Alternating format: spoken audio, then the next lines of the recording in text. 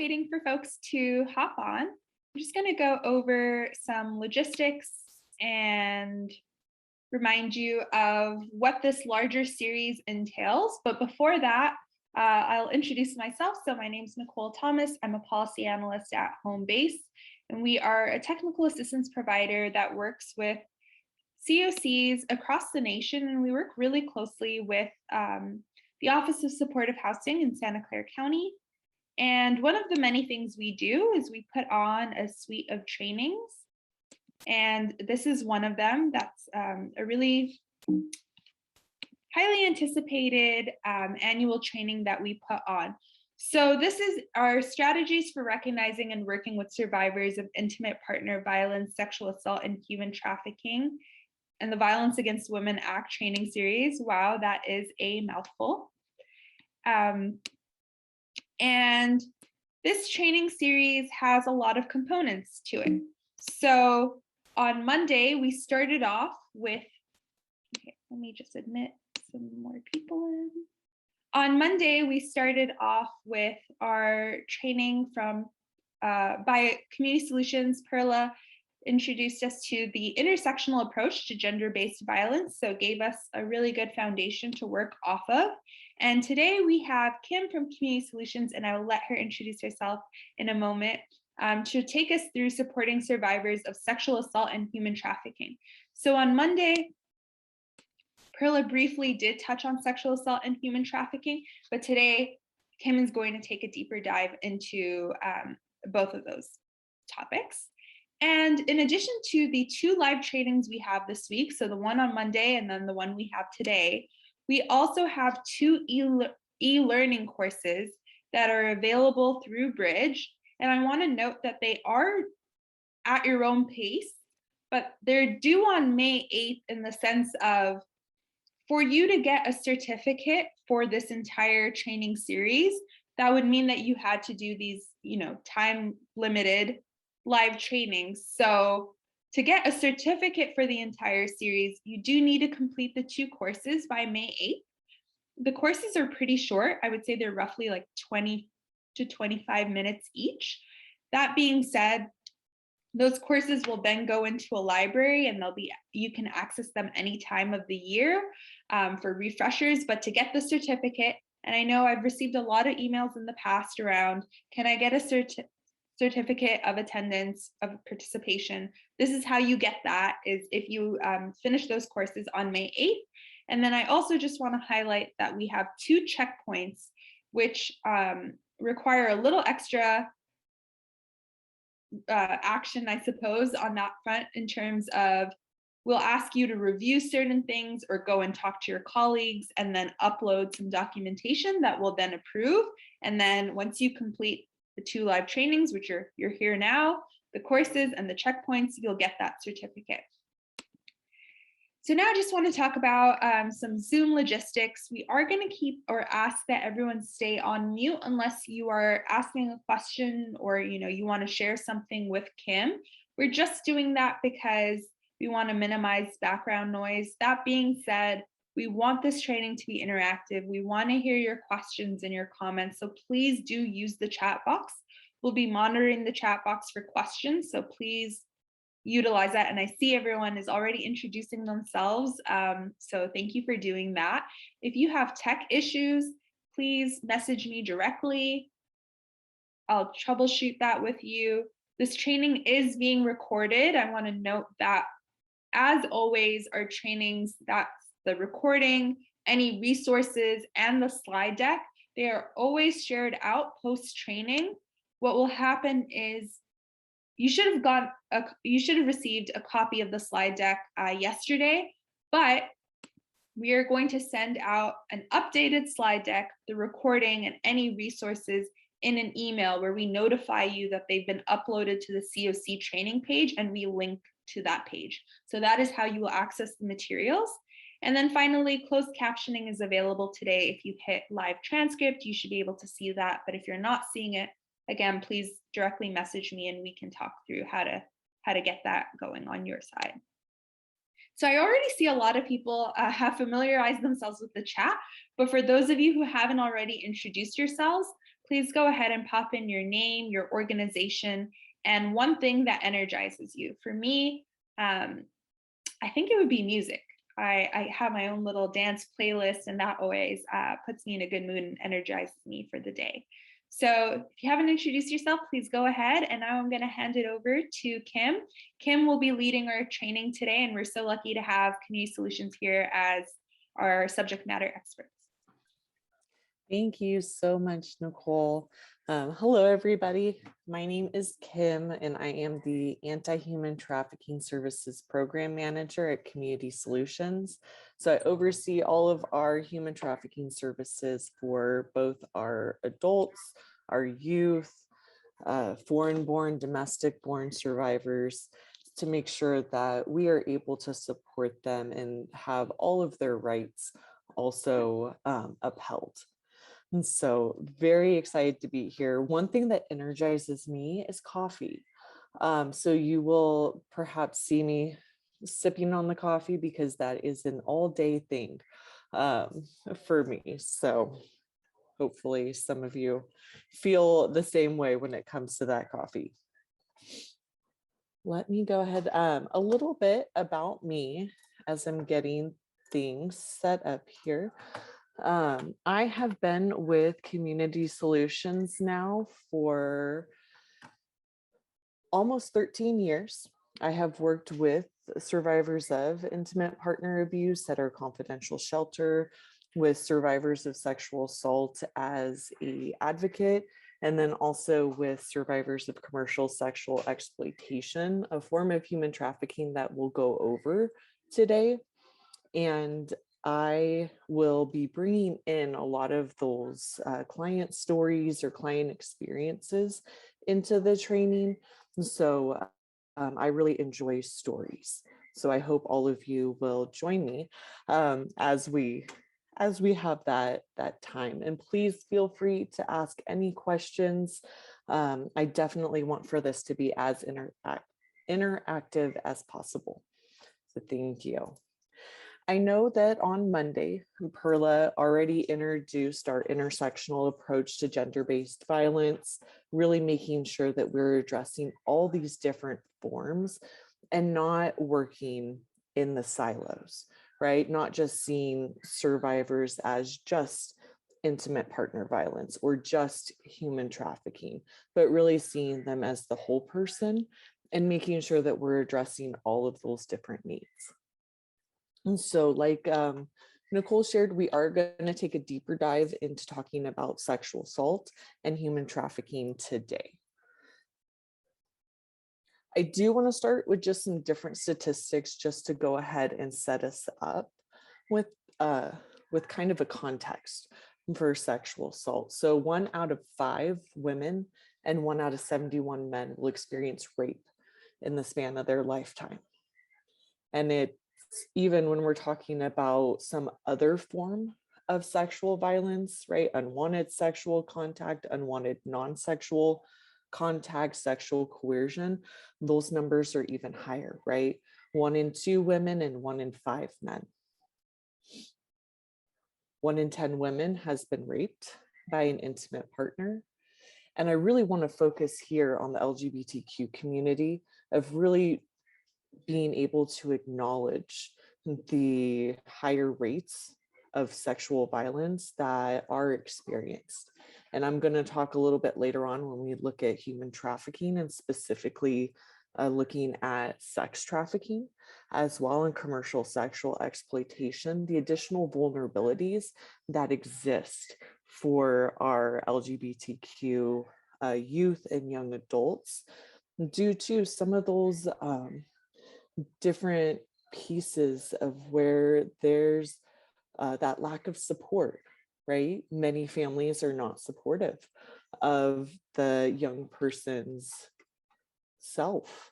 And so that lends to a vulnerability there that many that all traffickers do take advantage of. I will note, right, that bisexual women face the highest rates of sexual violence.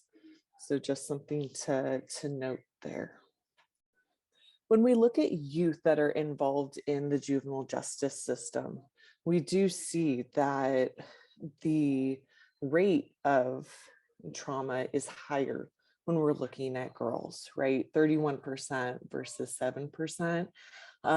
And we do see, right, more commonly that sexual assault is reported amongst women, right? We can talk about the stigma that still exists when we're talking about male sexual assault, and still some of those myths that exist of, this doesn't happen to men. And we've seen a really great movement, right, with a lot of really positive male role models that have been coming out and saying about their experiences and saying, yes, this does happen to men. Yes. Now, understanding a little bit about sexual assault, because a lot of what I have heard sometimes, and I worked a lot with children when I was working as a sexual assault advocate, and a lot of times it was like, well, why didn't they tell me? Why didn't they say anything? And right, first of all, right, that we want to really be able to say, there's a lot of reasons that someone may be afraid to say something, and especially with children, or any individual that's experiencing violence at the hands of someone else. They may be scared because of that fear that's put into them, that manipulation that has happened, that they may be trying to communicate that in a different way. Right, a lot of times I worked in hypotheticals with some of the youth where they talk about like, well, this is happening to my friend, this is the situation, to kind of gauge like, how is this going to be received? How, is it safe for me to say this is really happening to me, right? So when we're talking about a barrier for youth and young adults, or really any individual, when we say that there has to be that trust and that ability to know that they're going to be believed, right? I do want us just to take a moment to talk about the perpetrators, right? 4 out of 5 rapes are perpetrated by men, but women are also abusers as well, right? There's 14% of cases that are reported among boys, and then 6% of cases reported among girls. And I've worked several cases where the perpetrator has been a juvenile, and this has been something that's going through the juvenile justice system. And it is always, right, very difficult, because the juvenile justice system, as we know, right, is a little bit different than our adult system. So definitely different considerations for our sexual assault survivors, and different supports that are also put into place. And so who are these perpetrators that we do see? When we look at it, right, there's always been that myth that, oh, it's the stranger in the bushes, right? I remember growing up, and even when I went to college, we had like a 3-day seminar thing where they split up us girls and boys, and we're talking about, how to protect yourself, or at least that was the conversation with the girls, right? How to protect yourself from sexual assault. And it was, those things of don't walk alone at night because there might be someone hiding in the bushes. But in reality, right, that's not the case. That's only 10% of those cases are complete strangers. 90% of the time, it is someone that survivor knows, whether that is a family member, whether that is a trusted adult or someone that they know that's like a coach, that is a family friend, that is a teacher, a pastor. Can be all of those different relationships.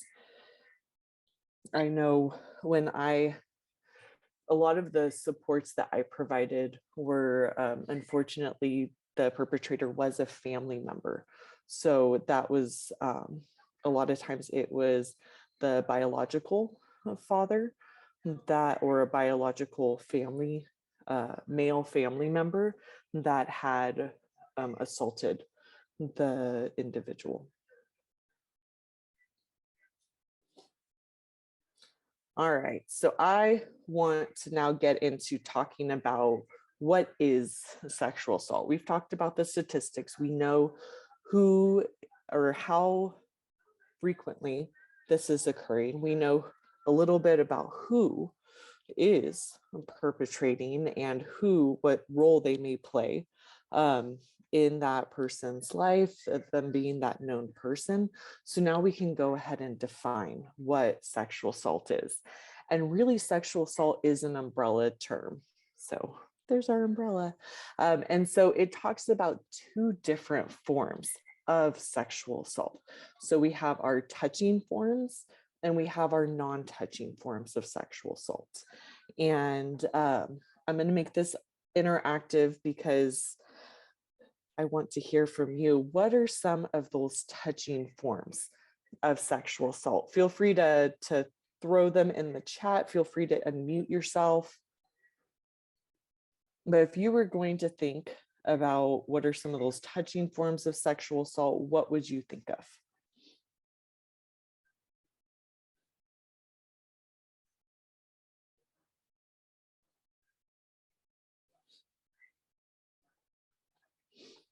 I'm seeing groping in the chat, rape. Yes.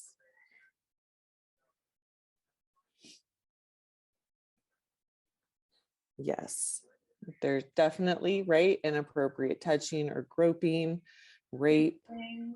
Unconsented touch, molestation, touching your thighs, Mhm.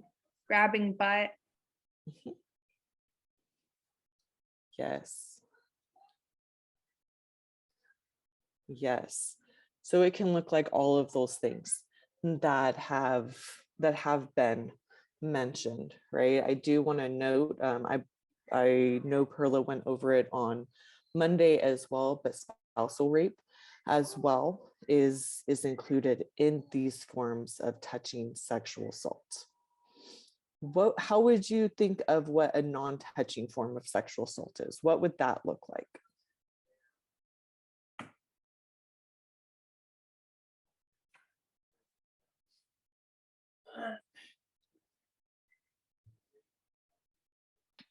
Verbal unwanted images, hitting on them, sexual comments made to children, someone touching themselves in front of you, unwanted images, inappropriate comments, blocking entry or exit to a space, flashing. Yes.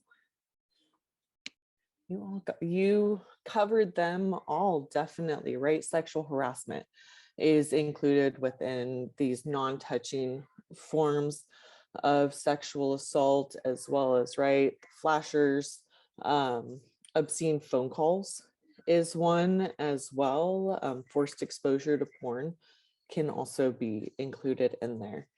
And so when we look at so thank you everyone for sharing with that. When we look at what the definition of sexual assault is, right, we're looking at any type of sexual activity, touching or non-touching, that someone does not consent to or does not give permission to. And so it can be any of those touching or non-touching forms that we talked about that were under our umbrella, right? Rape specifically is an act of sexual penetration that is accomplished without consent, right? And it can be done by means of force, violence, duress, menace, or fear. And so wanting to make sure, right? I know sometimes it seems like the word rape and sexual assault are interchangeable, but that's why it's important, right, that we talk about the sexual assault as that umbrella term, because rape has a very specific definition. One of the main things that comes up when we talk about the definition of sexual assault is the word consent. And so I know, right, we can talk about what consent looks like, that it is freely given, right? There can't be any strings attached to that. At any time, someone can change their mind. They are informed about what we'll be doing. They are an active participant in what is whatever sexual activity is going on. And it's very specific as well, right? It's for that time. And I wanted to go ahead and show a video because I love videos. And this is something that we do show to our youth to be able to talk a little bit about what consent looks like. And so you may have seen this already, but here we go. But this is T is like consent. So let me do this. Make sure that my sound is shared.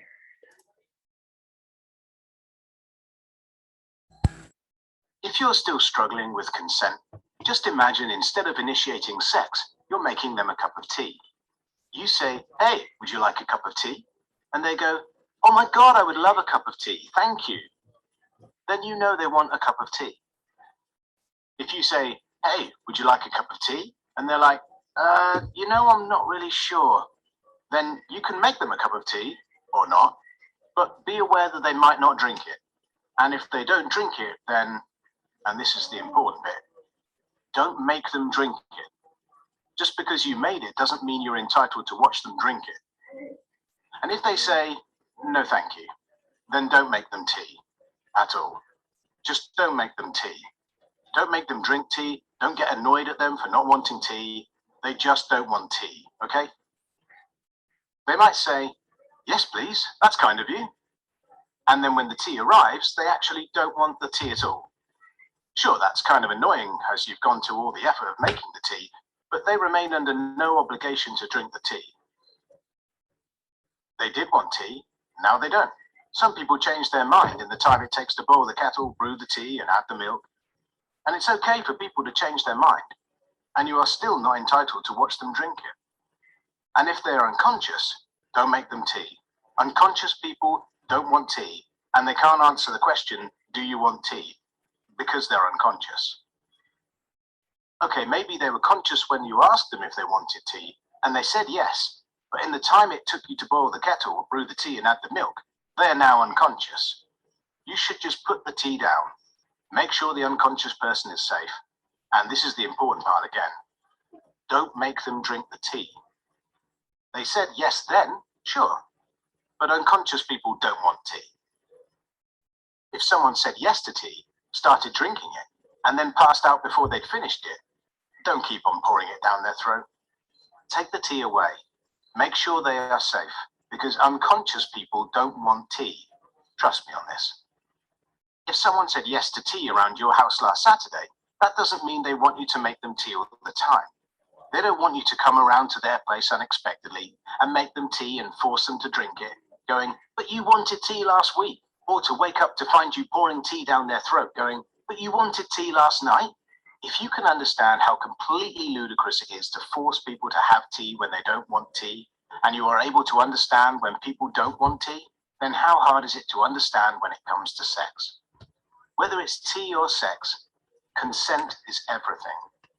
And on that note, I'm going to make myself a cup of tea.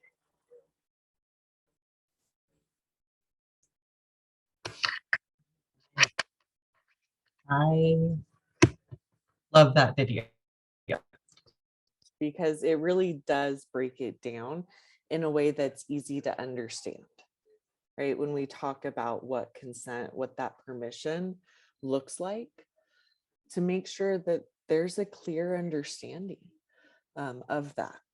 Any thoughts about the video?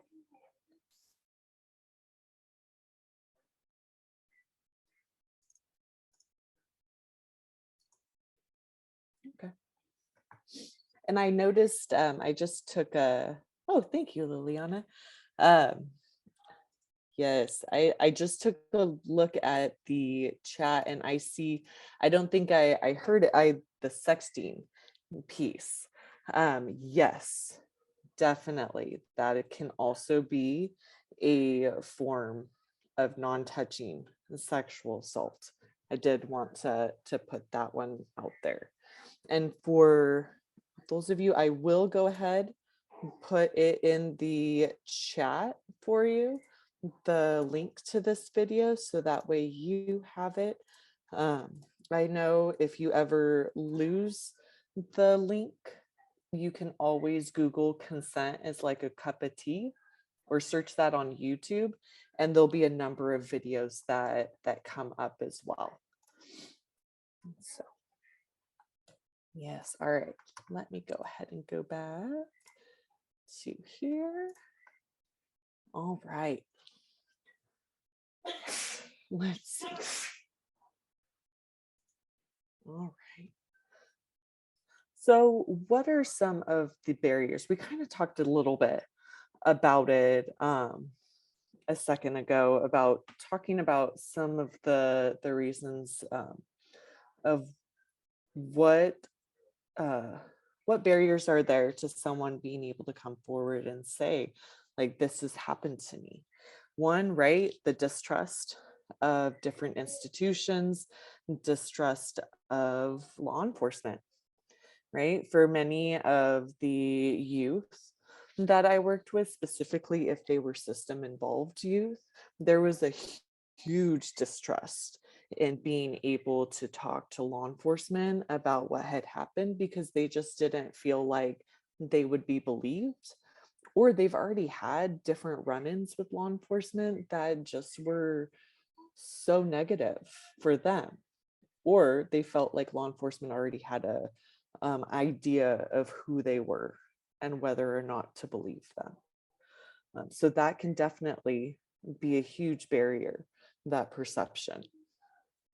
As well as, right, there may be some safety concerns for them as well. There may be some limits to accessing services. Sometimes, specifically when we are talking about the limits to services, it definitely is more around when we're talking about language as well, and language access for some survivors, is that they may want to be able to talk about what happened or connect with services, but perhaps they do not speak the language. Perhaps they do not know that there are services available that could support them, or that they have specific rights. And so looking at those pieces, right? I've worked, I know we've worked with, in San Benito County, we have a large number of Oaxacan individuals, and they speak Triqui. And so that's a very specific dialect. And some of the survivors, they may also speak Spanish, but they may not either. And so there's a definite barrier for them even accessing social services or medical care.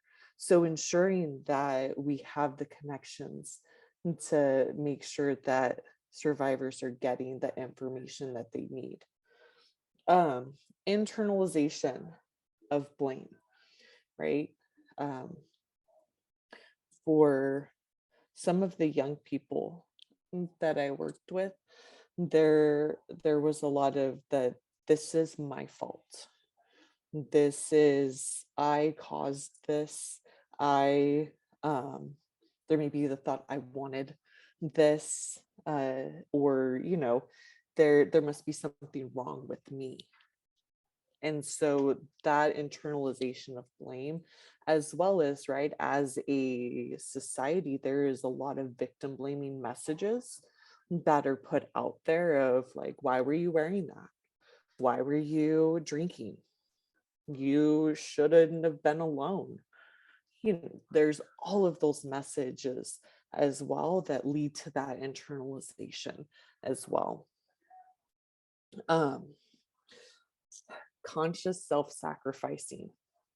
And so this specifically, right, is I've seen it quite often with youth survivors that are also that perhaps it was their dad or uncle or the person, right, mom's partner, that is a main provider for the family. And so when the report is made, they see how things change. And a lot of times, right, for many different reasons, we've seen that the youth may take back what was said.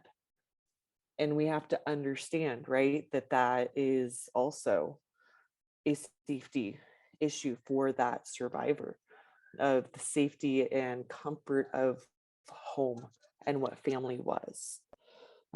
It can also be believability as well, right? Sometimes it's the biggest thing I've always heard from survivors is, what if no one believes me?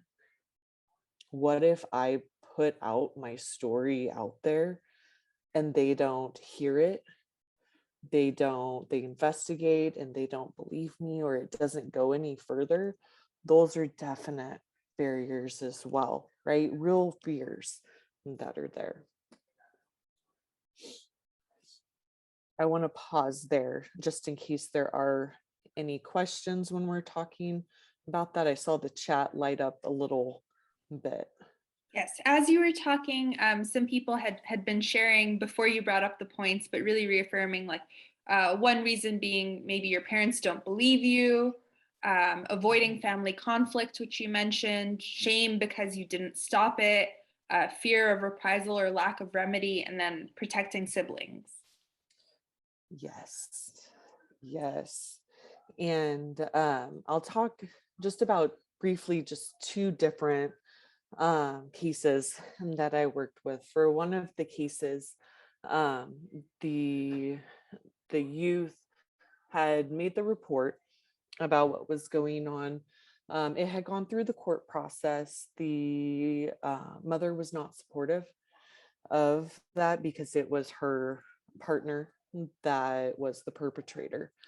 And so mom did not want there to be services in place for the young person, but the young person had a right to an advocate. And I'm going to talk about the specific penal codes as well, because they were over the age of 12. And so they could consent for their own services. But it was really difficult, right, to hear this young person talk about, well, and they were old enough to be left at home by themselves. And so talking about like, yeah, like they're gonna go and do some type of activity with the other sibling and mom and perpetrator, but that young person wasn't included. So definitely, right, that feeling of, this is my fault because I said something, definitely, right, that it can be a real it can really affect our young people. As well as I had a case that was two sisters, and neither one of them were aware that the abuse was happening to each of them, because the perpetrator, what their father was telling them each, if you don't just come in here and be quiet and do what I'm telling you to, I'm going to go to your other sister So each of them were doing it to protect the other. So definitely, I wanted to highlight that one because of the protecting the other sibling. And I will share, because I always want to say that for the two sisters, they were able to report what happened. They went through the court process. The perpetrator was sentenced to consecutive life sentences. I think no, it came out to like 111 years. And so just to make sure, because sometimes the stories they tell, they can be very heavy. So I want to make sure that I also highlight there is justice that is found. Both of them were able to finish high school and are thriving now. And so I do want to highlight that piece. All right. Oh, I've talked about it a little bit as well. I feel like I talk about everything a little bit at a time, and then I come back to it. There is a lot that's said when we talk about sexual assault, about safety. I mentioned about going to, a seminar in college that they had for all of us to talk about how to keep yourself safe. And so I do want to highlight, and so this is a fun activity for us to do. I do want for female identifying individuals, please put in there some of the different things that you do on a daily basis to stay safe. What are those things? And to our male identifying audience, I will come back to you as well. Is planning to But let's start with our female identifying individuals. I am seeing carry pepper spray, carry a knife, share my location, share location with friends, be aware of my surroundings, lock my car as soon as I'm in, never have both headphones in, so just one, walk with keys in hand, don't run with both earphones in. Always be with someone, carrying a knife, keeping others aware where I am, who I'm with, when I'm supposed to be back home, walk with someone if it's a long distance, locking the door, not staying out too late alone, limit errands at night. I don't go anywhere alone if I can avoid it. I keep my phone in my hand. More call friends when you're going on a drive. Mm-hmm. No revealing clothing at night, especially. Tell a friend about dates you're going out. Don't post everything on social media. Oh. Meet new people in a public setting. Wear oversized clothing. Talk to someone on the phone if you're walking a long distance. I think I hopefully read everything. Thank you. All right. So our male identifying audience members, what are 3 things you do to keep safe every day?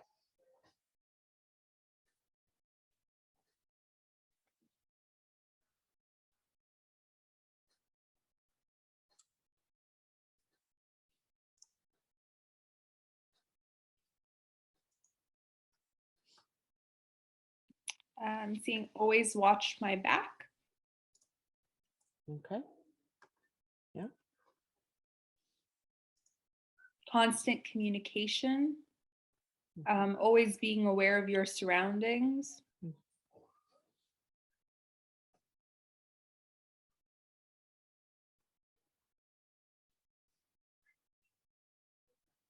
Not walking alone at night.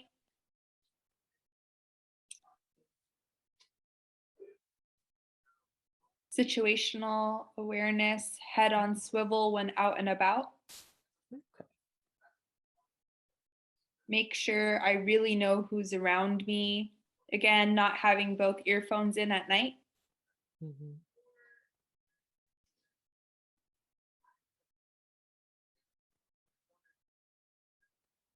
stay in public settings or public view, locking car doors, letting someone know who I'm with and where I'm going, keep them informed if plans change.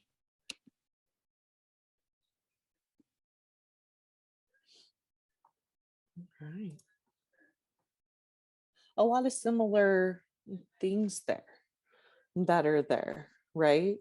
I'm going to point out a difference in the amount of comments, an amount of different tactics, right, that our female identifying individuals used compared to our males. So I want to note that, as well as I know I had a colleague that she was using the different dating apps that are there, and so for her, she one would require that she had a picture of their driver's license, their business card, their license plate, for the men that she was meeting with, and that she always had someone that knew her location, because of wanting to ensure that she would be safe when meeting that individual. And so I say that example as just a way to really highlight that there are different tactics and tips that are taught uh, to women versus men. I want to do that. While we may use some of the same things, it's as a woman, I know it's a little bit more on my mind every day about like, oof, I shouldn't be out walking by myself. It's those messages are still for me, when in reality, right, it shouldn't be a concern, right? I should be able to walk wherever I want at any time of day and not have to worry about being unsafe. And so I do this exercise just to really highlight those different safety tips and really to think about the messages that come when someone hasn't used one of these safety tips. Oh, well, your car doors weren't locked, or you were walking by yourself and you didn't call anyone to update them where you were. Why wouldn't you do that? Those are the messages, right, that can really, really hurt survivors of sexual assault, because they hear it's not the perpetrator who made an active choice of the actions that they were going to take. Instead, they're hearing, well, because of my choices, I deserved for this to happen. And that is never the case. There's one other safety tip that had come in that I don't think I read before, which is responding neutrally to provocative comments. Oh, okay. Yeah. Thank you. Yes.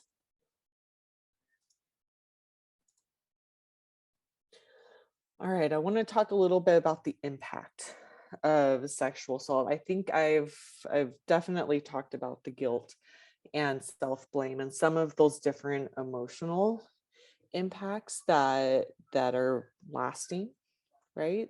That may be going on. I know I haven't mentioned anger before. And so for a survivor that I worked with, um, she was experiencing the sexual abuse from about the 8th grade. And then I think I met her when she was like a sophomore in high school. Yes. So she'd been experiencing it for quite a while. And so her mom, in talking with her, noticed that, it was probably about the 8th grade that this young woman, she started getting into fights at school. She started really having a more aggressive personality and being just really angry all the time. So that is one way that sometimes that can come out for our young people or for any individual. There may also be a physical impact as well. We've seen that many individuals may develop an eating disorder, right? It is taking back that power over something, right? That person can control. It taking over control over their body because someone took that away from them. There may also be, right, that nausea, headaches, stomach pains, um, with a young person that that I would see regularly. I saw, just they would either swing from sleeping all the time to not sleeping at all, right? They would switch back and forth between those two things. So those sleep disturbances, where it was just either they found all the sleep or they found none.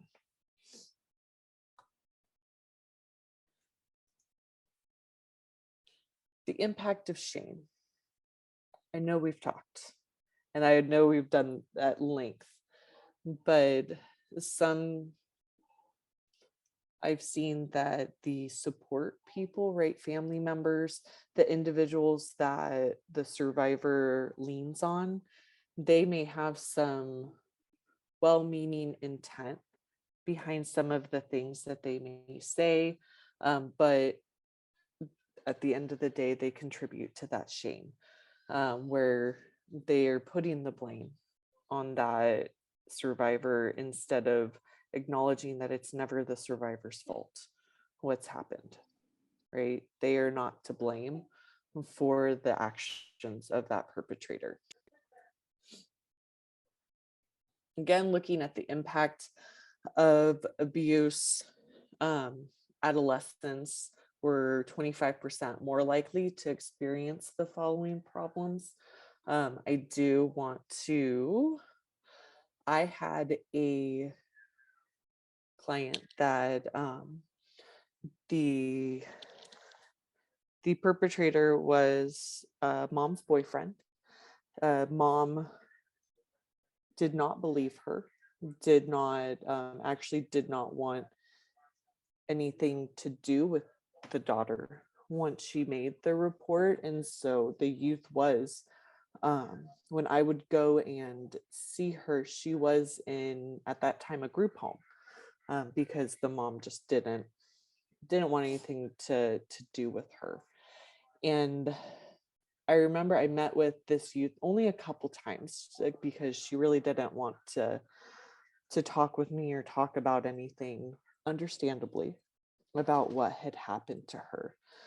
About a year later, I responded out to juvenile hall to meet with a youth that potentially had been commercially sexually exploited. And it was that same young person. And so she had, by the time that I met with her again, she did have a couple different juvenile offenses and she was on probation and different things that had been happening for her. So I say all of that to really highlight that youth may experience that system involvement with the juvenile justice system, as well as just the continuum that can occur for young children that have experienced child sexual abuse, that there is a continuum there of them also experiencing commercial sexual exploitation, right? Because when we look at child sexual abuse, we see that linking of love and abuse, and there's that violation of boundaries where they don't understand that this is not normal, right? Because they are a child. They trust that adult, or that other person. And so that leads to that guilt and shame of, there must be something wrong with me. This is my fault. Maybe this is all that I am good for, right? Viewing self as a sexual object. that can lead to that low self-esteem. If the abuse is happening at home, right? We saw 30% of the perpetrators are family members. So if it's happening at home, they may find that running away and being on the streets or being somewhere else, that that's safer for them. So then that leads now to a need that they have, basic needs of food, shelter, safety. And there may be an adult or another, maybe a peer that says, hey, I know how to make sure that you can be safe. I can take care of you, right?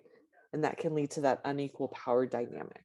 A lot of the youth that I worked with, they were in relationships with older individuals that were quote unquote taking care of them.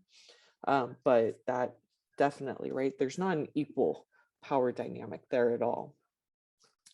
Media influence, right? It is still glamorized. To sex work is glamorized. And while that may be the experience of some, it is not the usual experience for all.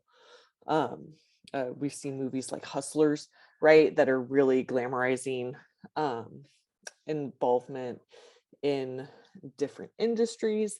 And so just being able to put that out there as an influence. Demand, right? If there wasn't a demand for underage children, or there weren't buyers for sex, then there wouldn't be a need for this. So we have to also look at the buyers of sex that are continuing to have this crime occur.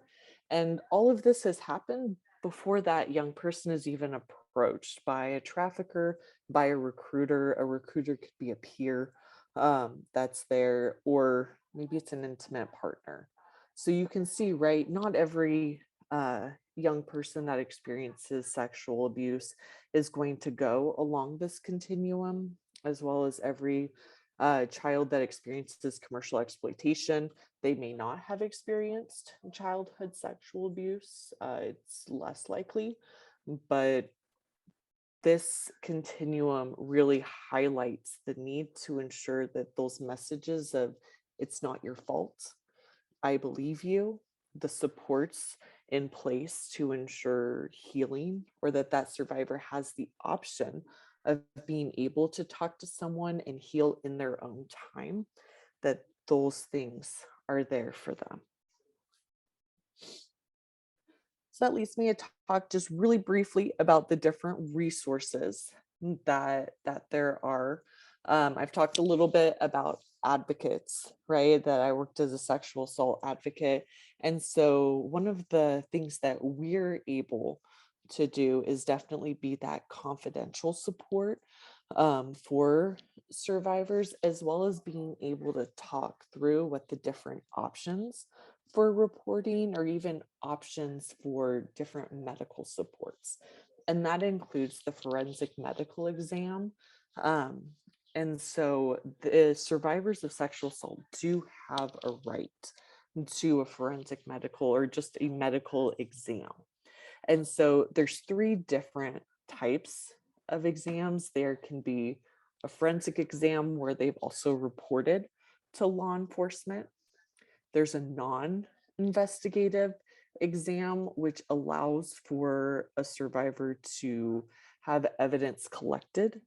Maybe they don't want to make a decision about if they want to report to law enforcement, if they want to even involve them, but they still want to have an exam and have the evidence collected while they make that decision.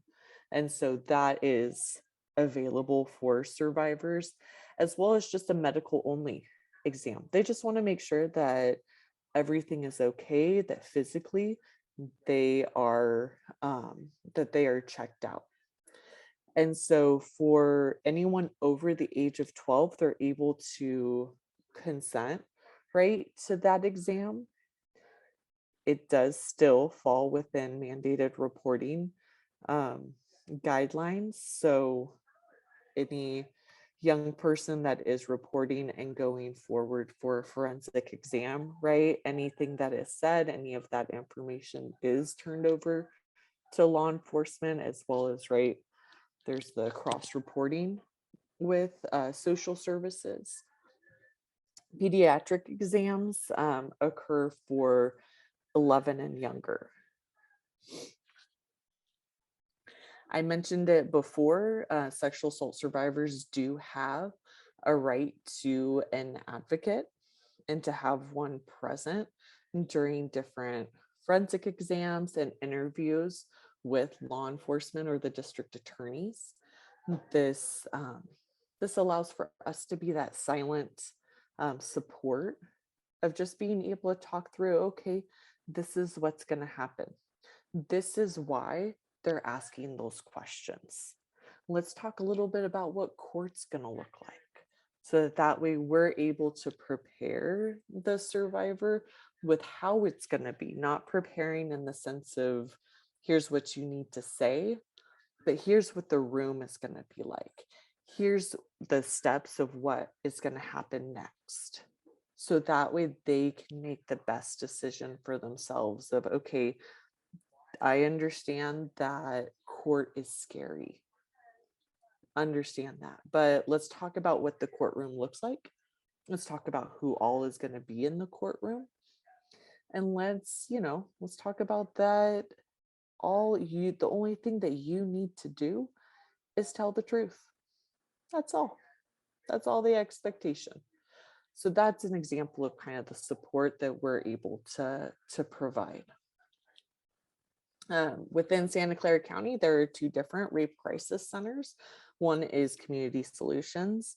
And so we provide support for South County residents, specifically when we're talking about sexual assault survivors.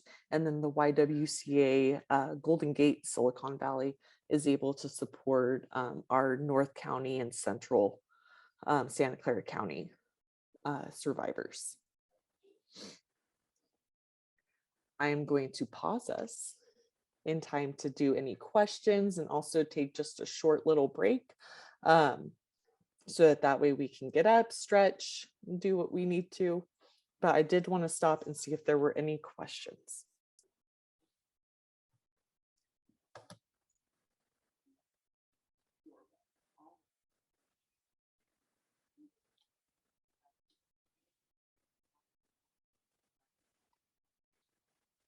And feel free to come off of mute if your questions are too long to type out. Now's definitely the time.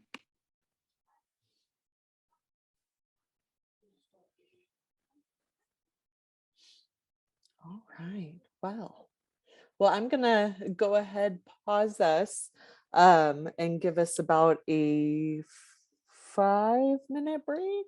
5-minute break. So that way. Right. It is 11:05. So welcome back, everyone. I hope you all were able to get up, stretch, move around a little bit. And so, because I know that these Zoom, I know for myself, I'm on back-to-back Zooms. So definitely wanting to make sure we can all take those moments to move around and not just be Zoom zombies. So yeah. All right. So we are going to be switching gears right now and talking about human trafficking. I know I do want to pause just in case during the break anyone thought of any questions that you might have regarding sexual assault. All right. If questions do come up, please feel free to put them in the chat, or there will always be my contact information. So know that you can contact me at any time after the presentation. Oh, all right. So let's talk about human trafficking. What is it? And so similar to how we talked about sexual assault, human trafficking is also an umbrella term, right? It talks about different types of trafficking. And so there's really 4 main categories that we talk about when we talk about human trafficking. We talk about labor trafficking, domestic servitude, commercial sexual exploitation of children, or CSEC, and sex trafficking of adults. And so those will be the 4 categories realistically that I'll be talking about today. And before, I like to do a little bit of history. I like history lessons. And so when we talk about human trafficking, you're going to see that I am putting it in the context of our federal legislation. So in the year 2000, the United States said that trafficking, they were seeing it, it was an issue. So they wanted to go ahead and put into place different protections, definitions, as well as services for survivors of trafficking. And so from that, we have our definitions that you see here of sex trafficking and labor trafficking. So sex trafficking being that recruiting, harboring, transporting, providing, or obtaining of a person for a commercial sex act that is induced by force, fraud, or coercion. Those 3 words are going to be key. Specifically in sex trafficking, though, when someone is under the age of 18, there does not need to be force, fraud, or coercion. Someone that is under the age of 18, I should have mentioned this during our sexual assault presentation, but someone under the age of 18 cannot legally consent to any type of sexual activity, right? So because of that, if someone is performing a sex act in exchange for something of value, or there's been any type of offer, anything along those lines, and that person is under the age of 18, they are automatically considered a victim of a crime and automatically considered a victim of human trafficking, with the ability to access all of the services and protections put into place for survivors. Additionally, right, there's labor trafficking. So that same recruiting, harboring, transporting, providing, or obtaining of a person for some type of labor or services. And again, you're going to see that force, fraud, or coercion that's there. I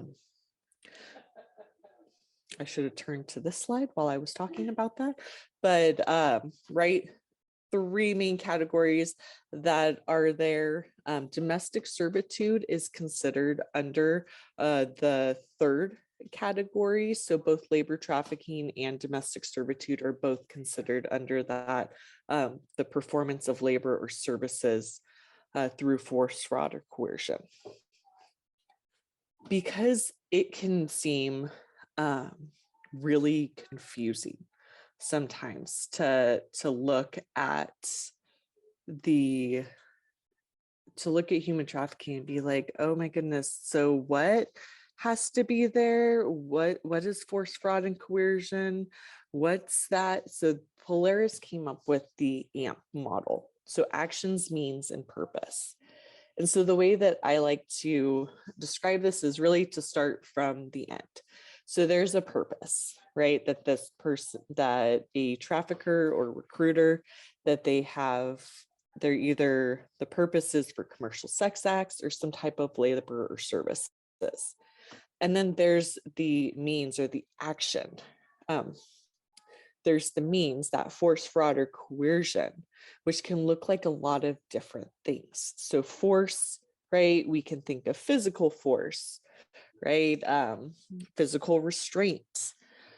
We can think of some type of other abuse.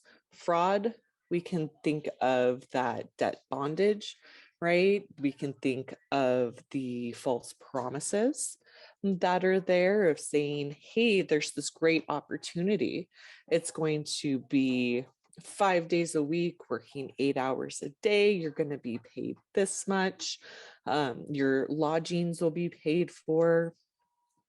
And when they arrive, right, that is not the case. The living conditions are much different. The working conditions are not what they were told or agreed to.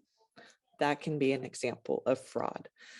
Debt bondage, when we're looking at it, that can be that perhaps a individual is crossing the border to come into the United States, and so they had to pay a fee for that.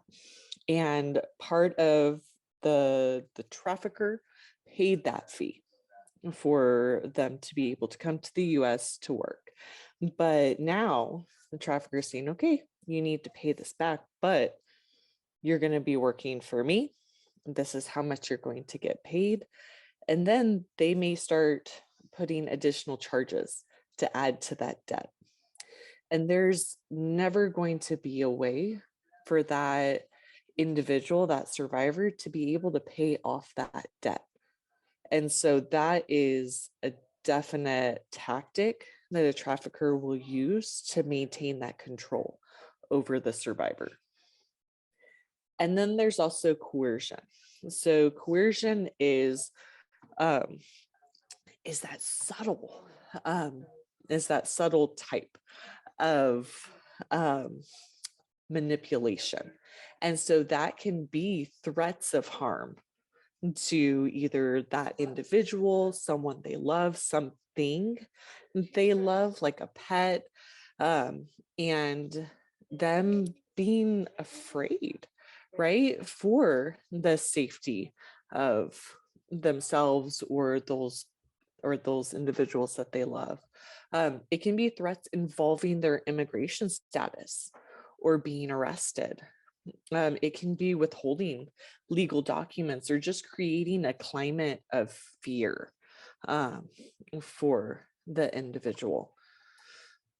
And then there is an action as well. And so the trafficker, right, or recruiter has done one of these actions. So either they've recruited the person, they put out there that there was this job offer or this opportunity. Perhaps they transport the individual. Though it's important to note, transportation is not necessary for trafficking to occur. I'm going to say that one more time. Trafficking is not necessary transportation, these words. Transportation is not necessary for trafficking to occur. The youth that I've worked with, youth and young adults, were born and raised in Santa Clara County, and they were trafficked in Santa Clara County. So I just want to make sure to put that out there. Or the trafficker or recruiter has provided the person or attempted to do so. And so I know there's a question there about Noemi. We're going to do a different activity in a moment that's going to go a little bit more into this actions, means, and purpose of being able to see what are those different things that are going on for the individual. All right, nationally, what does human trafficking look like? In 2020, and this is for the calendar year of 2020, there were over 10,000 cases reported. And these statistics are coming straight from the National Human Trafficking Hotline, and these are all available on their website to be able to see. And they do have a very, very large number of data. So please feel free to take a look at those as well. And when we look at the breakdown for those 10,500 cases, we do see that the majority of them were sex trafficking cases that were reported, and a majority of the individuals that were identified as survivors were female. Many were adults, and we see it's pretty close, but additionally more foreign nationals were identified in this. It does tell you a little bit about the venues of where the trafficking was occurring, right? So for labor trafficking, seeing the domestic work, agriculture, construction, illicit activities, and traveling sales crews. Excuse me. And then for sex trafficking, seeing pornography as one of those venues, illicit massage or establishments, hotel, motel based, residence based commercial sex, and then different online ads. And so noting those different types. I always want to say that sex trafficking, many a times that one is more easily identified, right? Because there is is more easily identified by law enforcement. Let me be clear on that, because there is a crime associated with it, right? Prostitution is still considered a crime within California. And so there's a reason for law enforcement to be able to talk to that individual. When we talk about labor trafficking, right, there may not be that same overt reason for law enforcement to see that trafficking is occurring there. Most of the labor trafficking, or actually, yeah, just about all of the labor trafficking referrals that we've received have been either self-disclosed or they've been the ones to identify that what was happening to them wasn't okay. And so just as a side note there. Within California, we do have our own human trafficking state law. And so this allows for the cases to be tried at a state level so that way we are able to see justice for our survivors. The definition is slightly different than the federal legislation or the federal definition. So just keeping that in mind, that the penal code here is going to define it as force, fraud, or coercion, or something that, or any type of conduct that would overbear the will of the person. And so it can also include those things. Yes. All right, so how does this look like in California? California in the year 2020, we saw about 1,300 human trafficking cases reported.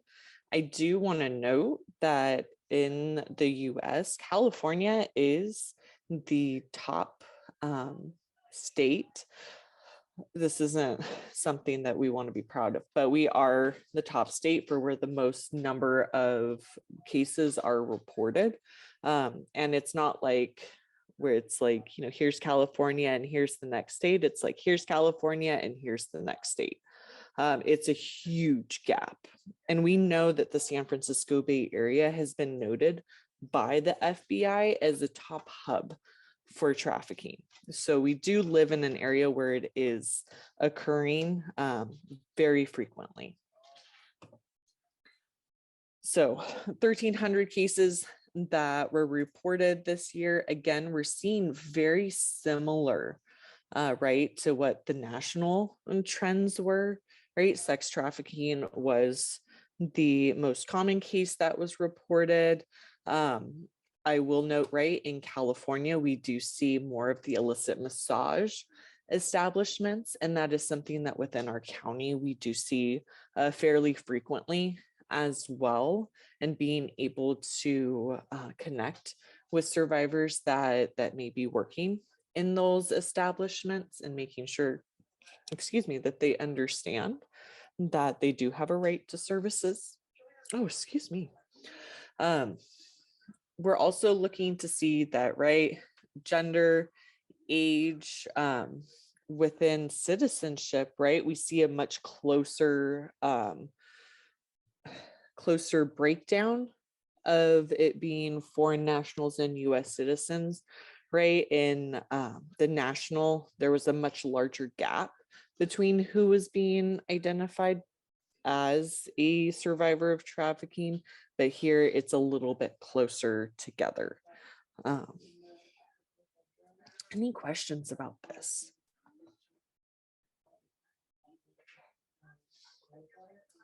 All right. There With- is a question, Kim. Oh, there is. Okay. Oh, where did it go? I will pull it up again. What year are these numbers from? These ones are from 2020. And so unfortunately, when I checked 2 months ago, National HT Hotline had not updated their statistics. And so that is why these are the most recent numbers that I do have. But I definitely encourage everyone, right? If you want to see different years, right? You are able to go and view and see that. You're able to see kind of even how, I want to say with COVID, the impact as well of seeing kind of that dip, because I want to say in 2019 we did see a higher number of cases that were reported, and then we saw a little bit of a dip with COVID. That's a great question. All right, within Santa Clara County, we do have various service providers that are able to provide supports. The South Bay Coalition to End Human Trafficking is a coalition that is made up of about 30 to 35 different organizations, including victim service providers, legal service providers, law enforcement, government agencies, faith-based organizations, and community members. That our focus is on really being able to support survivors of trafficking, hold the traffickers accountable, and prevent future trafficking through a coordinated partnership. And so the victim service providers are Community Solutions, the YWCA, and AWKI. We are all confidential service providers that fit the definition of a human trafficking caseworker as per the evidence code. And then, right, all of the advocates are also domestic violence counselors, sexual assault counselors, and the human trafficking piece. This breakdown is really just showing the breakdown, the type of trafficking that we do serve. You will see, right, that we do serve at-risk youth and young adults, or youth and young adults who are at risk of commercial sexual exploitation. And that is a large number of what we've been seeing recently. Additionally, right, we'll look at overwhelmingly the gender of the clients that we serve are cisgender female, though we do see males as well as transgender and gender nonconforming individuals as well. The age groups that we serve, we do see, right, mainly under 40. The 18 to 40 is really about half of our population that we serve. So those can't say, well, young adults, let's call ourselves young adults for that piece. And then country of origin. And so when the South Bay Coalition was first formed, really the focus was on foreign-born survivors of trafficking. And so our data really reflected that we were seeing individuals, from all over the world that had experienced trafficking and that were here in Santa Clara County. But as we've increased to also include commercial sexually exploited children, we've seen that number of domestic born survivors grow exponentially. So you will see that, right, the highest number of survivors are US citizens that we do serve. And then within that, right, those identifying as Latinx are the most frequent race or ethnicity of the survivors that we do serve.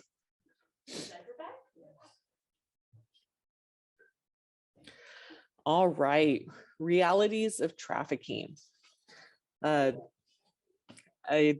gonna review, this will be a little bit of a review, right? So survivors do not have to be born abroad or cross a border in order to be considered a victim of human trafficking. I do want to say that human trafficking is not smuggling. Sometimes it's been conflated that the two of those are the same thing, but smuggling is a crime against a border. Trafficking is a crime against a person. So definite difference in there. There may be smuggling that occurs, but within the trafficking, right? But we want to focus on making sure that that person, that they are safe, they are supported, and that if they have experienced that violence and exploitation, that is the focus of any investigation or anything that is going on for them. Physical restraints are not necessary. If you Google, and all of you are on Zoom and online right now, so you're able to, you can even do this as I'm talking. If you Google human trafficking and then go to images, you are going to see picture after picture of hands restrained or chains or ropes, some type of restraint. And so this depiction in the media of what trafficking could look like is a false narrative for that. And so it definitely, we want to make sure that it's understood, right, that the fears or the constraints that a survivor may feel are not going to be physical all the time. It may be those threats, right? That if you don't continue doing what I've said you need to do, someone's going to pay a visit to your family. I know where your family lives. I went there, because sometimes these traffickers or recruiters, they're well known in the communities that they go into to be able to recruit. And so they're aware of where the families are and how to be able to leverage that to ensure compliance. And right, control can be psychological. Where does trafficking happen? And so we talked a little bit about illicit massage establishments. Residential brothels are also a very common, or those have been becoming more common within our area as a place where trafficking is occurring. I did work with a youth that was being exploited in a strip club. And so that was where that was happening. Intimate partner or familial trafficking within sex trafficking. I want to take a moment to talk about what the traffickers can look like when we're talking about, or actually, you know what? I'm not going to do that right this second. I will come back to it. But familial trafficking is, right, those family members that are acting as the trafficker, right? Intimate partner, it would be the intimate partner that's acting as the trafficker. Different clubs or bars. And then what I see most commonly is the online exploitation that occurs. There's definitely a movement to using social media as a way. I had a young person that they were recruited through Snapchat. And that was how their exploitation began, with just hit me up if you want to make some quick money. And so responding to that Snapchat, going to see this friend of a friend, and then feeling scared and feeling like I can't leave this situation. And this particular survivor, she was able to report what happened. She was amazing. She reported everything that happened. Such a strong young person. I think she was like 15 at the time. I'm just amazed by her. And she reported it. She was like, I want to be there at court. I want to go. This, she actually had two traffickers. One was male, one was female. And they went forward trying to not waive time so that way the preliminary hearing would occur very quickly.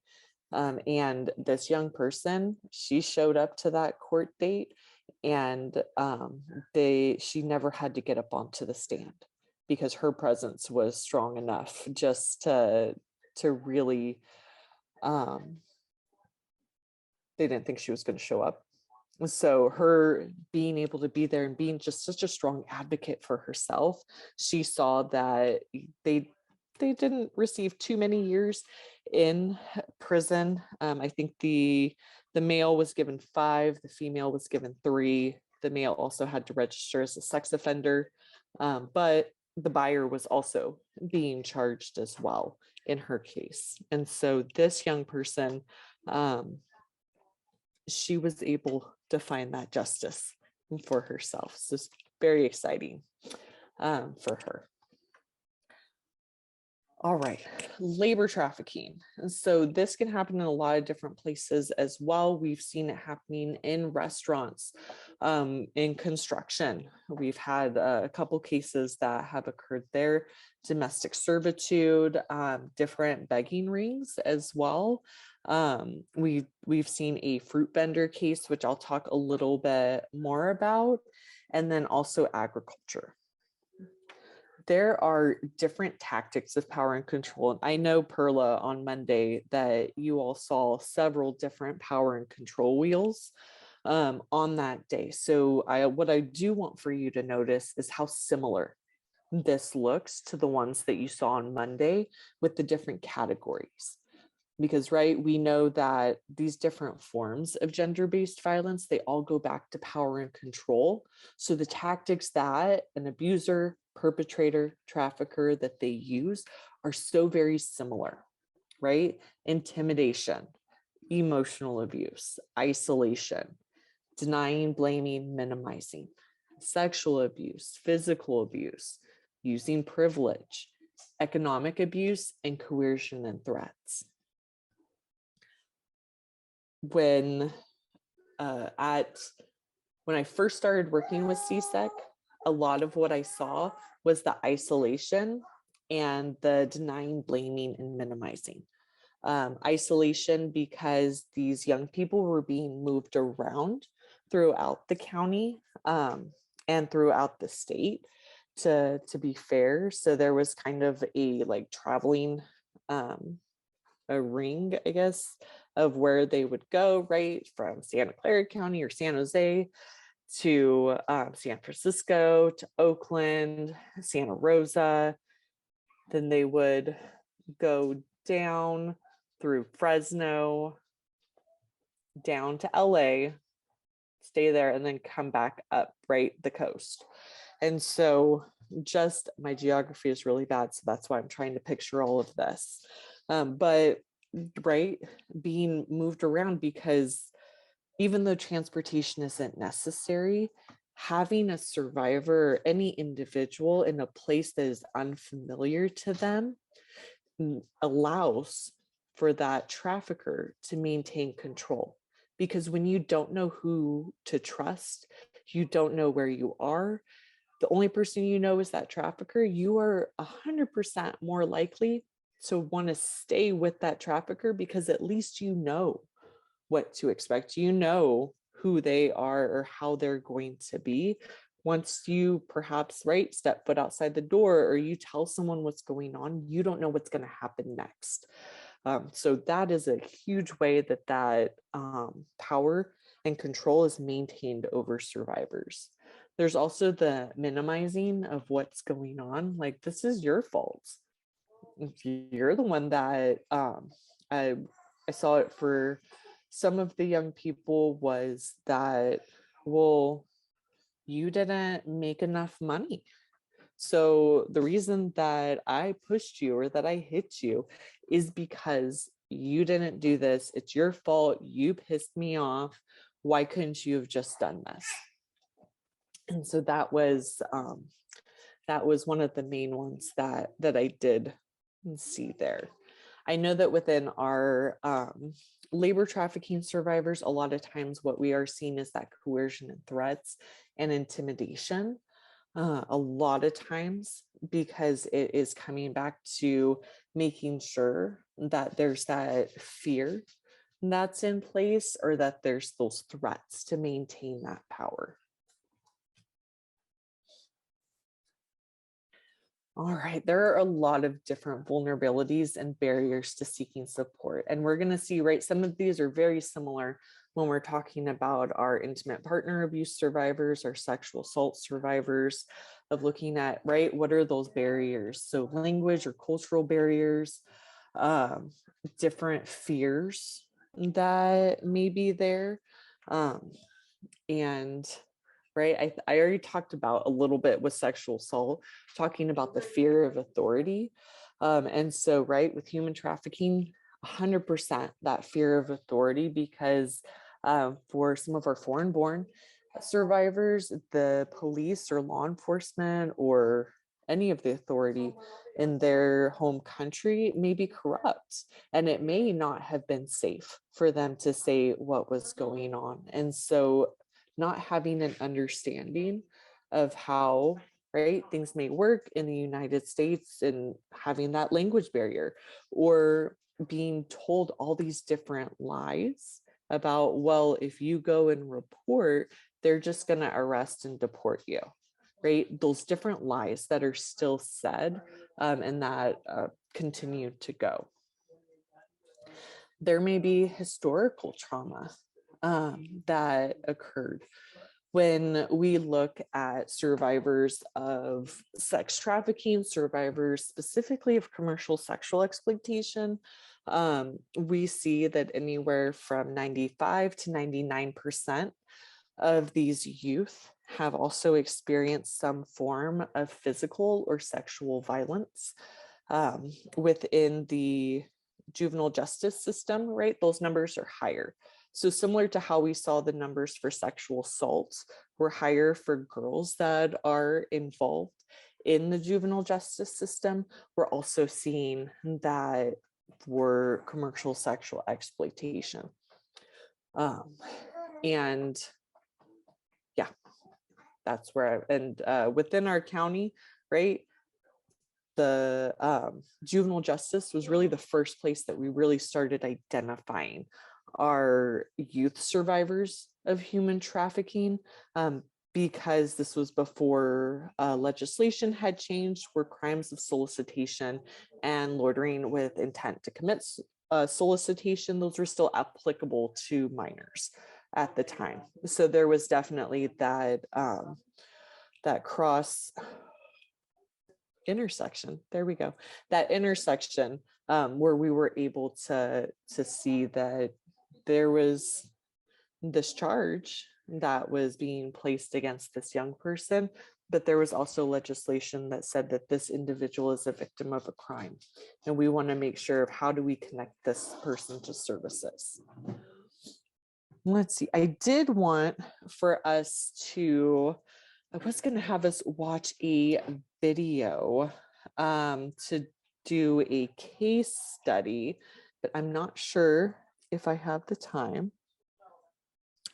I think we'll do it anyways, even if I don't have the time, because I think it's a lot of fun. So hold on, let me go ahead and so let me set up our video. So we're going to watch a video. And so what I would like you to do while you're watching the video is, one, what's going on for Yalitza? What are some of the different forms of gender-based violence that she is experiencing or facing? And yes, and there is some language in this, so I just want to preface that with this. Okay, let me stop sharing.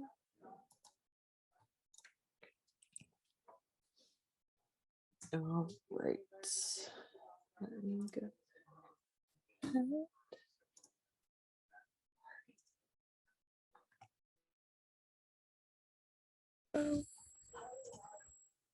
Okay, And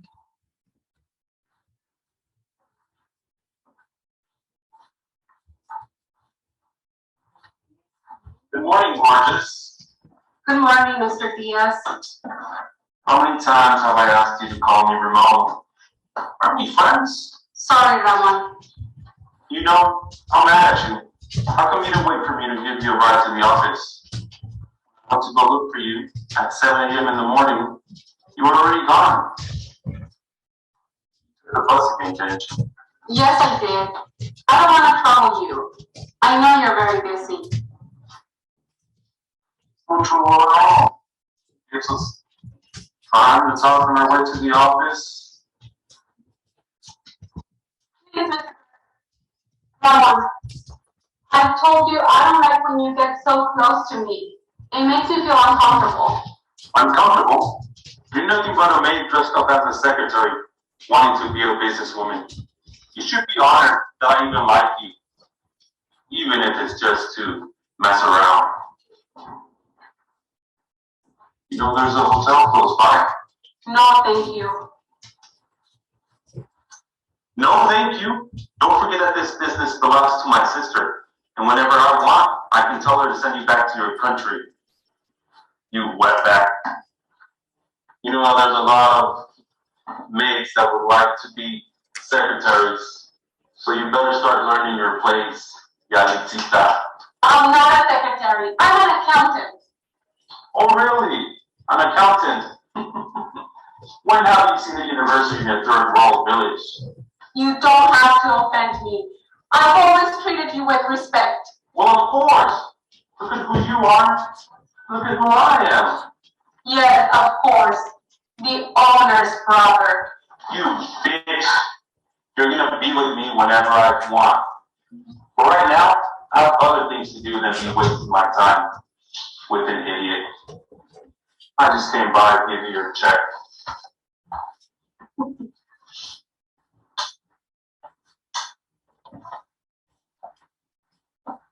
My favorite sister! Hey, baby brother. I'm on my way out. Do you need anything? No, brother, thank you.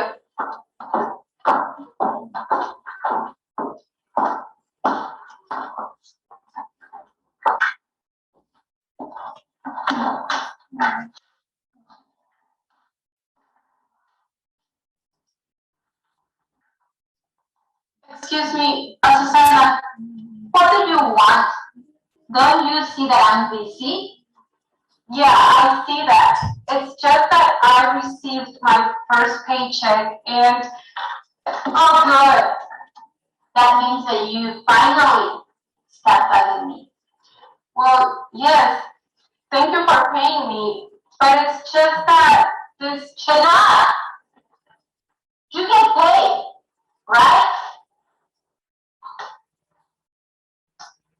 It's not what we agreed on.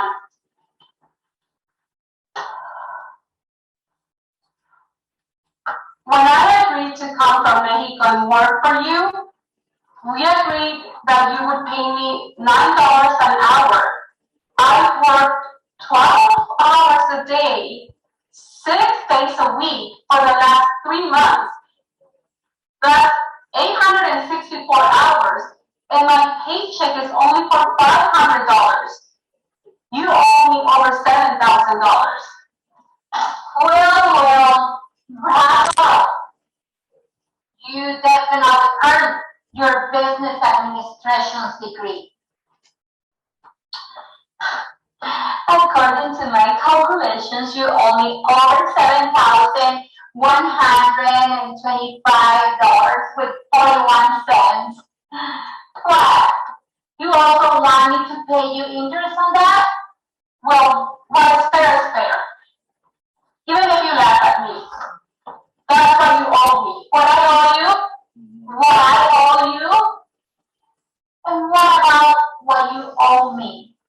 What I owe you? Yes, ma'am, what you owe me. What? Did you forget that I paid for your plane ticket? And what about the housing that I provided? You have a warm place to sit, right?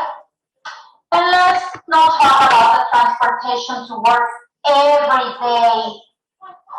has the food, the soap, the water that you use to bathe. What? You think that all that falls from the sky?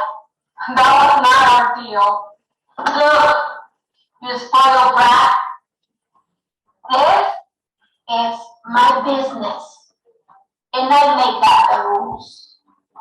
If you don't like it, I can call immigration services right away so they can give you a free ticket back to your hometown.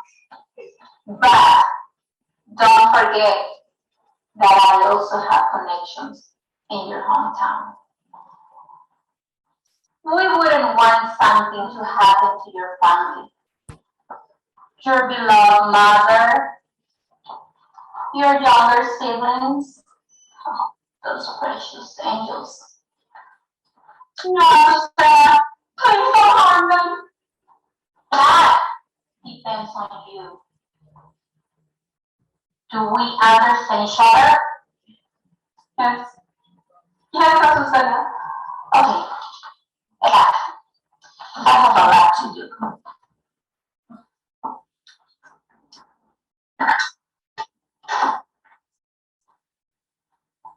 Get out.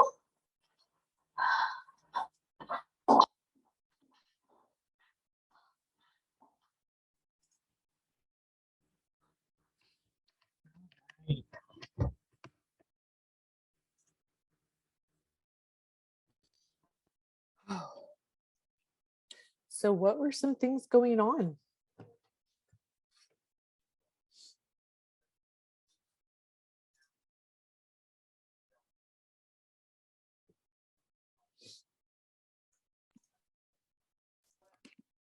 Family manipulation.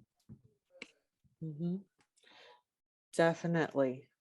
There was definite manipulation going on there.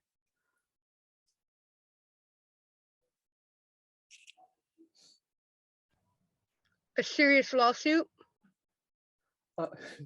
Yeah. Yes. Threats to harm family members. Yes.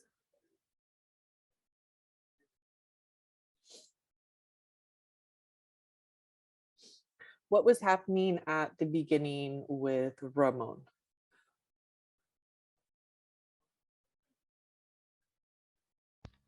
Sexual harassment? Yes. Yes, very clearly sexual harassment that had been going on for a while as well.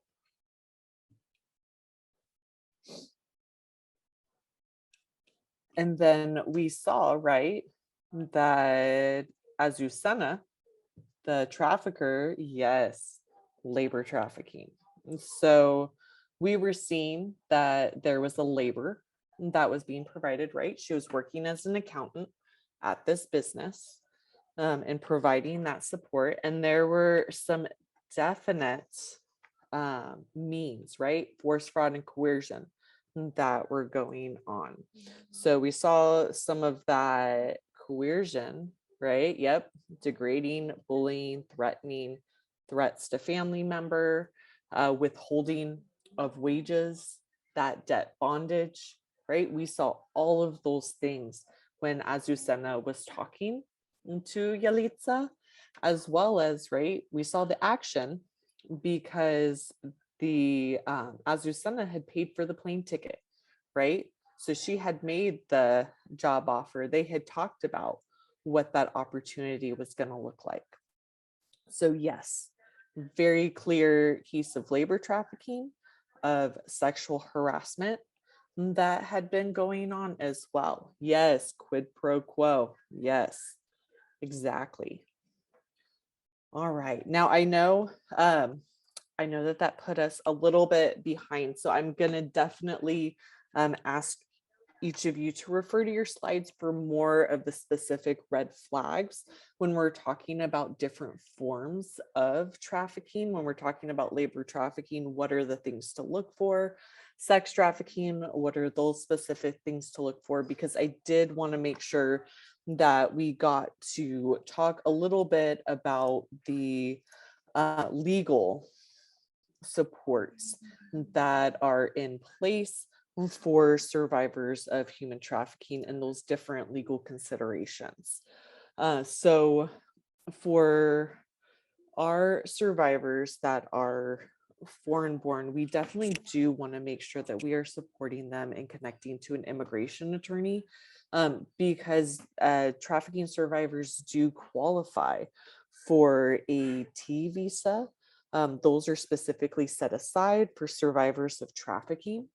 And so our services, while we are not attorneys, we want to make sure that they get connected to the attorneys to be able to get that process going. U visas are also available for survivors of trafficking, but that is a remedy that is taking quite a bit of time for our survivors. I know that there's quite a bit of a backlog when it comes to that. I thought, I think I was hearing it was about 12 years that of waiting between the application and being able to get like a work permit. Employment rights. Our survivors of trafficking can also recover lost wages. There's protections that are specifically in place for them. It's actually really exciting through the Victim Compensation Board, actually. So, right, for any victim of a crime, they're able to apply for specific benefits through the California Victims Compensation Board, most commonly called Victim Witness. And so human trafficking, individuals are now able to actually recover lost wages through there, as well as being able to talk to an employment rights attorney that can be sure to guide them through what that process is. We do see survivors that their intimate partner is their trafficker. And so wanting to make sure that they have the support to be able to go through if there does need to be divorce proceedings, for child custody agreements that has been child custody or using children. I know, I'm pretty sure Perla talked about it with the intimate partner abuse, but using children is a common tactic, right, that abusers will use to maintain that control. Traffickers will do the same thing, right, if they have that child in common. There are specific remedies that are in place for benefits that the survivor can apply for. They are time bound and time limited. And so making sure that they can access those while they are waiting for perhaps a T visa application to go through, being able to receive that work permit, that so that way they can begin the next stage of their life. Criminal defense and record clearance. Many of the survivors that I have worked with have also committed or are alleged to have committed some type of crime in the course of their trafficking. And so there is there are specific legal considerations to ensure that they are able to clear their records, vacate those different convictions. So that way we know that any type of a criminal record can also impact being able to apply for jobs or different apartments, anything that survivor is looking, so that way they can become stable and self-sufficient. So we want to ensure that we can support them in being able to navigate those things. And then also victim rights, to make sure that their rights are being upheld. For human trafficking support services, here in Santa Clara County, we utilize a point agency system. And so what that does is it allows for all referrals to go through one agency. And you heard me mention that the YWCA and AKI are also victim service providers. And so instead of having to call all the different agencies to find out like who can provide the support, all referrals and all calls would go through community solutions, so that way we're able to triage and make sure that that survivor is connected to an advocate that fits their geographic location as well as their cultural and linguistic needs. So we have a 24-hour crisis line.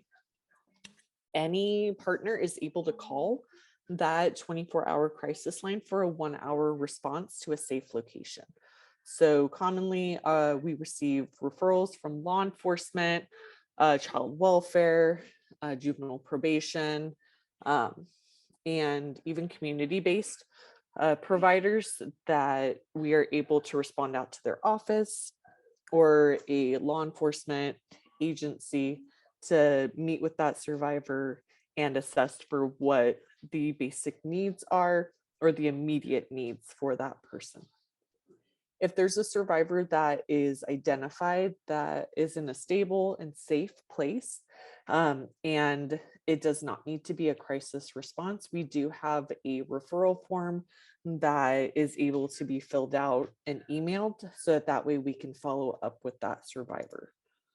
What are we able to do? I already talked about that 24-hour crisis line and the in-person response, but we can also provide that peer counseling. So we're not therapists, but at least we're able to provide support around coping strategies or understanding the different emotions or feelings that a survivor may be going through, or the different impacts of violence to them, as well as being able to safety plan and goal plan with them. You'll see that accompaniment. The advocates are able to support survivors during any reports to law enforcement throughout the criminal justice process of keeping them updated about what's going on with the case and supporting during the actual court dates. And then different resources and referrals as needed. I'm going to skip ahead. And something that's important is that if there are survivors that do need connection, specifically to a legal service provider, we're able to make that connection as well to ensure that the survivor is connected to everything that they need. Wow, I sped through that. And so I see the chat was going, okay. I want to see, are there any questions about anything I've talked about? Any questions that you have?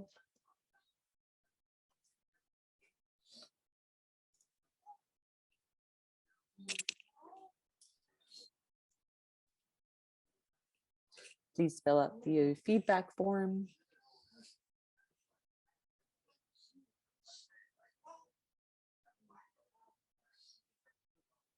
All right.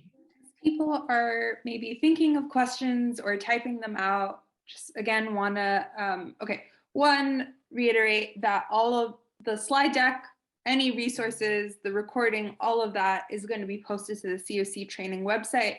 You'll get a notification when those materials have been uploaded, so you don't have to worry. Those materials will be available to you. Again, this is the conclusion of the 2 live trainings. Usually we have a Violence Against Women Act VAWA live training that home base leads. This year we do not have that live training because it's those 2 e-learning courses on Bridge that we encourage you to complete. Again, the due date on that is May 8th. So if you want a certificate for the series, please do take those courses before then. If you're having issues with how to navigate Bridge, how to get through those courses, reach out to our SCC Bridge at home, I'm typing it out, at homebaseccc.org. We will help you through that. Please fill out our feedback forms. It's really helpful. We promise we look through each and every one, and it helps us tailor how to make these training series better for you all year in and year out. And then finally, we are going to be having an office hours this month. We have TA office hours every month, but this month it's going to be focused on this training series and specifically the VAWA pieces, because we don't have those live trainings.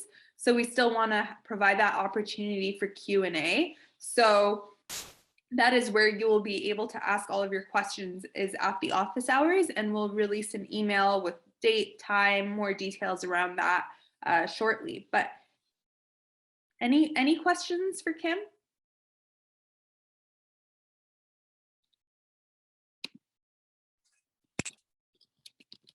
I guess I answered everything. No, but no, definitely, please reach out to me if you ever have any questions or any situations that come up. I'm always here as a resource. Well, thank you so much, Kim, on behalf of Homebase and all the attendees. Your expertise is so valued, and I, for one, appreciate it so much that you shared, but in particular, I've already started sharing the consent is like tea video and gotten like, oh my gosh, I love this. So thank you for sharing that. Of course, thank you. Bye, everyone.